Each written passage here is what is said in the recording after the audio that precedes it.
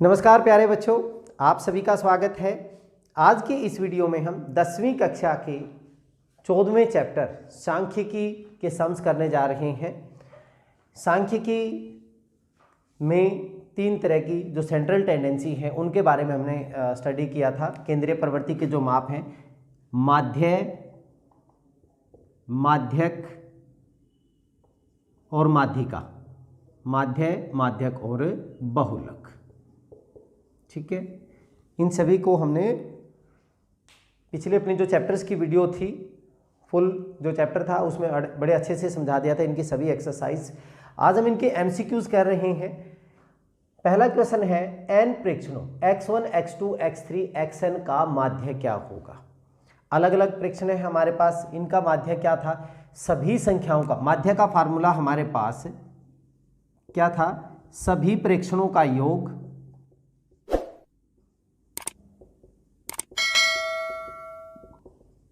बटे कुल संख्याएं, कुल संख्याएं। अब यहां पे प्रेक्षण हमारे कौन से हैं, x1 plus x2 plus and so on x3 xn और बटे कुल संख्याएं कितनी है, n है। तो हमारे पास पहला ही ऑप्शन हमारा क्या हो जाएगा, आंसर हो जाएगा। ठीक है, नेक्स्ट, किसी बारंबारता वितरण का माध्य 7.5 है। माध्य दिया हुआ 7.5। यदि समेसन fi xi बराबर 120 प्लस 3 के और समेसन fi बराबर 30 हो तो अगर हमारे पास माध्य दिया हुआ 7.5, हमारे पास माध्य निकालने का जो प्रत्यक्ष विधि थी, प्रत्यक्ष विधि क्या थी, माध्य समेसन fi xi बटे समेसन fi। ठीक है, अगर हमारे पास कोई बारंबारता बंटन सारणी दी हुई है उसके हिसाब से हमारे पास क्या था फार्मूला, समेसन fi xi बटे समेसन fi बराबर है माध्य। ये हमारा प्रत्यक्ष विधि का फार्मूला था। तो यहाँ पे वैल्यू दी हुई है, माध्य का मान दिया हुआ है हमें 7.5, समेसन fi xi कितनी दी हुई है 120 प्लस 3 के और बटे समेसन fi का मान कितना है 30 है, मतलब तो कुल बारंबारता हमारी 30 है और इनका माध्य जब हमने निकाला वो कितना आ रहा है 7.5। तो हमें k का मान ज्ञात करना है। 30 को इससे गुणा करेंगे 120 प्लस 3 के बराबर है 30, एक पॉइंट खत्म हो जाएगा, एक जीरो खत्म हो जाएगी, 75 तिया 225 या 7.5 को आप 30 से गुणा करेंगे तो 225 आएगा। अब इसके बाद 3 के 225 में से आपने क्या माइनस करना है 120, तो ये हो गया 105 बच गया 3 के का मान। तो k का मान 105 बटे 3 35, k का मान हमारा कितना आ गया 35। तो b हमारा यहाँ पे आंसर हो गया। ठीक है, बहुत ही आसान सा है। माध्य, माध्यिका या माध्यक और बहुलक के बीच का सही संबंध क्या है। जो हमारा बहुलक होता है, बहुलक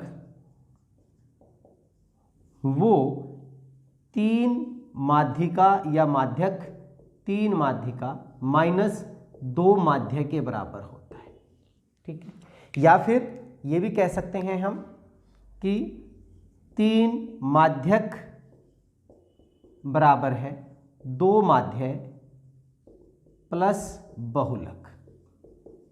अगर हम इसको इधर लेके आएंगे तो ये फार्मूला बहुत सारे जगह आपको ये मिलेगा, बहुत सारी जगह आपको ये मिलेगा। हम माध्य के हिसाब से भी निकाल सकते थे। ठीक है, 2 माध्य, या अगर मैं इसको ऐसे निकालना चाहूँ ये फार्मूला ऐसे भी बन सकता है। जो माध्य होगा हमारा वो क्या होगा 3 माध्यक माइनस बहुलक और बटे क्या हो जाएगा 2 हो जाएगा।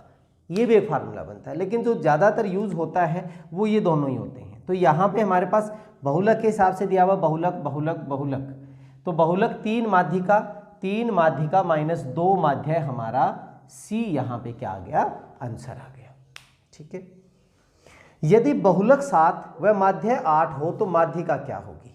अब यहीं पे इसी फार्मूले में हमने पुट करना है, यहाँ पे मान दे दिया बहुलक 7 है तो बहुलक का मान मैंने कितना रख दिया 7, माध्य कितना है 8, तो 3 माध्यिका या माध्यक, 3 माध्यिका माइनस 2 गुणा में कितना हो गया 8 हो गया, हमारा माध्य 8 है। 2 8 16, 16 इधर जाके प्लस हो गया, 7 + 16 बराबर है 3 माध्यिका। अब जो माध्य ये 16 और 7 कितना हो गया 23, 3 इधर जाके भाग हो गया, तो माध्यिका का जो मान या माध्यक का जो मान आया है वो हमारा आ गया 23/3। तो हमारा आंसर कितना हो गया 23/3 इज अवर राइट आंसर। ठीक है, चलिए अब नेक्स्ट करते हैं क्वेश्चन नंबर 5। प्रथम 5 अभाज्य संख्याओं का माध्य होगा। पहली 5 अभाज्य संख्या, सबसे पहले तो हमें अभाज्य संख्याओं का पता होना चाहिए। अभाज्य संख्याएं कौन सी होती हैं? जिनके केवल 2 ही गुणनखंड हो, जिसके केवल 2 ही गुणनखंड हो, मतलब वो सिर्फ 1 से और अपने आप से ही भाग हो।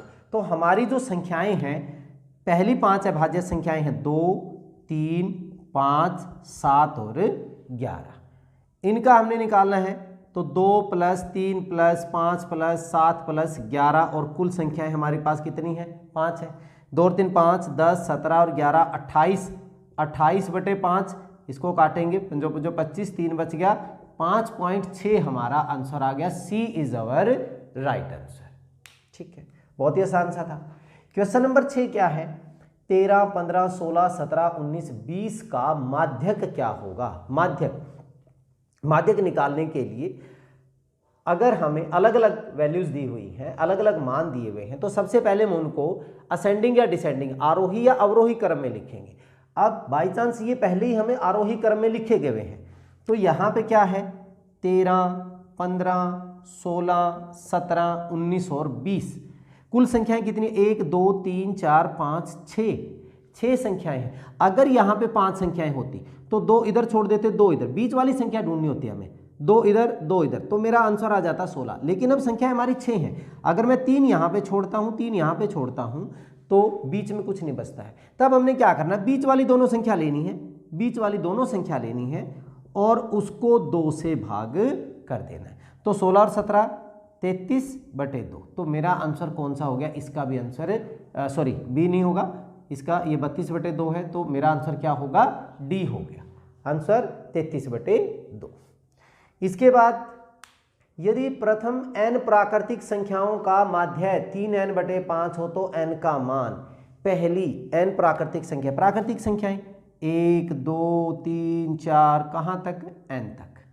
इनका मान माध्य कितना दिया हुआ है? 3n/5। तो माध्य निकालने का फार्मूला क्या है? इन सभी संख्याओं को हम जोड़ेंगे और बटे कुल संख्याएं कितनी हमारी n है, और इसका मान किसके बराबर दिया हुआ है? 3n/5। अब इसका फार्मूला मैं आपको चैप्टर करवाते हुए करवा चुका हूं। अगर लगातार हमारे पास संख्याएं हैं, जितनी भी संख्याएं हैं, अगर मान लीजिए मैं 1 + 2 + 10 तक लेता हूं, तो इनका जोड़ निकालने के लिए मैंने क्या करना है? अंतिम संख्या उससे अगली संख्या 10 + 1 और बटे क्या कर देते हैं हम? 2 कर देते हैं।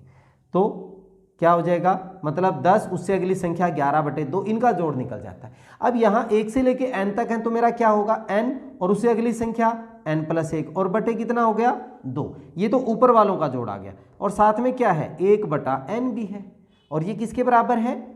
3n/5 के। ये n कैंसिल हो गया, 5 से इसको गुणा करोगे तो 5n + 5 हो गया, और बच्चों 2 को इधर से गुणा करेंगे तो 2 तिया कितना हो गया? 6n। अब n 5n उधर लेके 6n में से घटाएंगे 1n, n का मान मेरा कितना हो गया? 5। तो यहाँ पे हमारा आंसर क्या आ गया? सी आ गया। नेक्स्ट, किसी बारंबारता का वर्ग अंतराल 10 से 15 है। वर्ग अंतराल, इसका वर्ग चिन्ह क्या होगा? वर्ग चिन्ह कैसे निकालते थे हम? दोनों ऊपरी सीमा और निम्न सीमा दोनों को जोड़ के 2 से भाग कर दीजिए, उसका मिड पॉइंट लेना, बड़ा ही सिंपल सा है।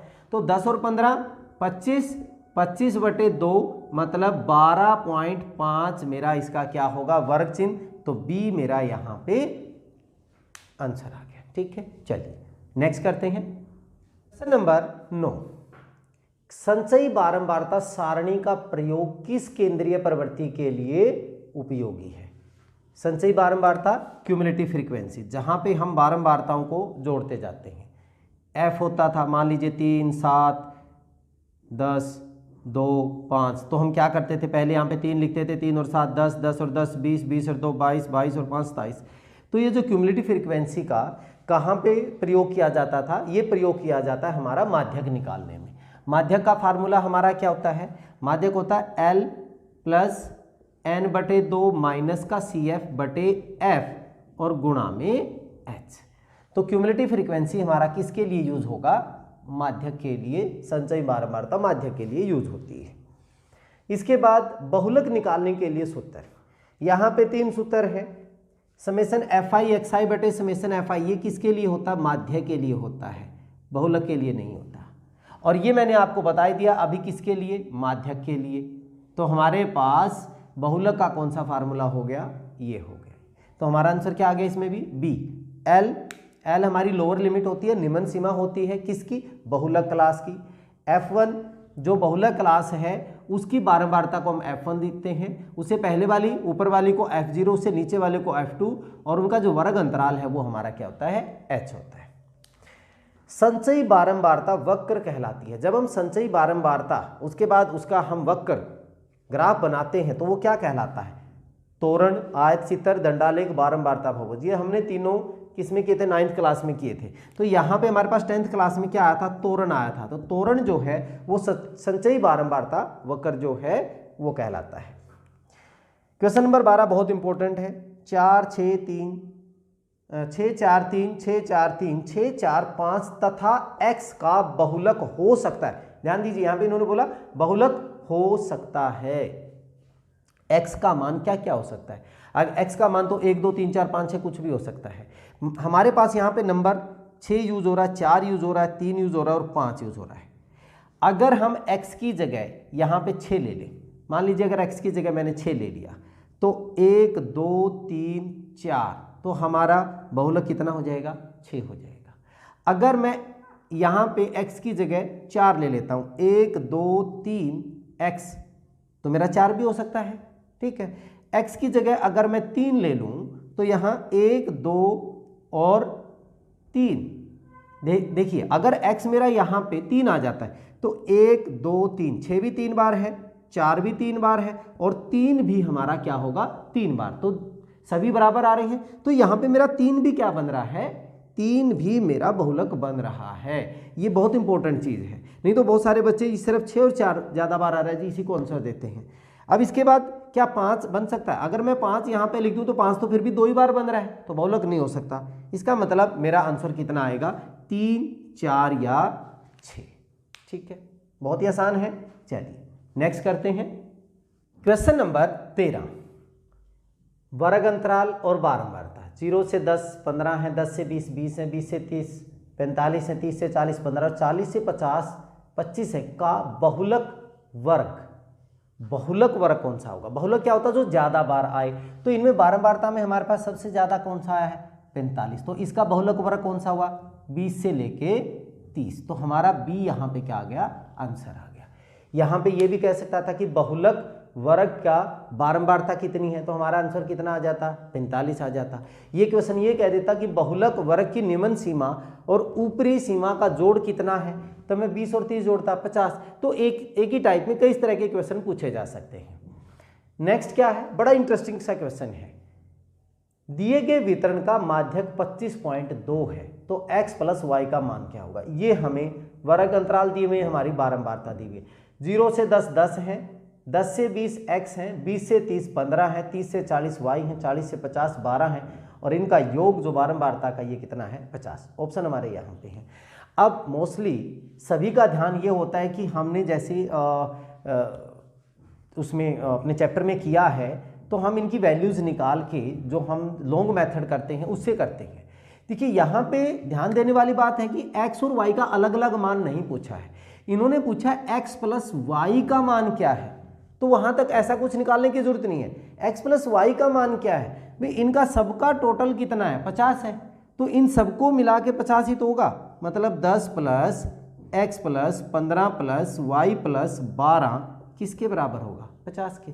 10 और 15 25, 25 और 12 37, तो x प्लस वाई प्लस 37 बराबर है 50, और x प्लस वाई 50 में से आप 37 घटाएंगे तो कितना आंसर आ गया, 13। तो आपका सी क्या हो जाएगा, आंसर।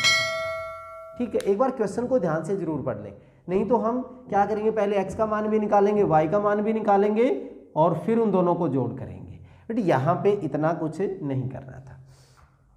नेक्स्ट, इनमें से किस केंद्रीय प्रवृत्ति का निर्धारण ग्राफ द्वारा नहीं किया जा सकता है? क्या क्या है? माध्य, माध्यक, बहुलक या किसी का भी नहीं किया जा सकता। यहाँ पे बोला सभी का नहीं किया जा सकता। देखिए, माध्यक को हम कर सकते हैं, कम प्रकार का त्वरण और अधिक प्रकार का त्वरण हमारे पास आता था, ठीक है। अधिक प्रकार का त्वरण और कम प्रकार का त्वरण होता था, तो वहां पे जो वैल्यूज कटती थी ये हमारा क्या होता था? माध्यक होता था। तो हम ग्राफ के द्वारा कर सकते हैं। बहुलक, बहुलक हम दंड आलेख या आयत चित्र से बहुलक को हम निकाल सकते हैं। तो माध्य जो है उसको हम ग्राफ के माध्यम से नहीं निकाल सकते, इसका निर्धारण ग्राफ के द्वारा नहीं किया जा सकता। तो हमारा आंसर क्या हो गया? ए हो गया।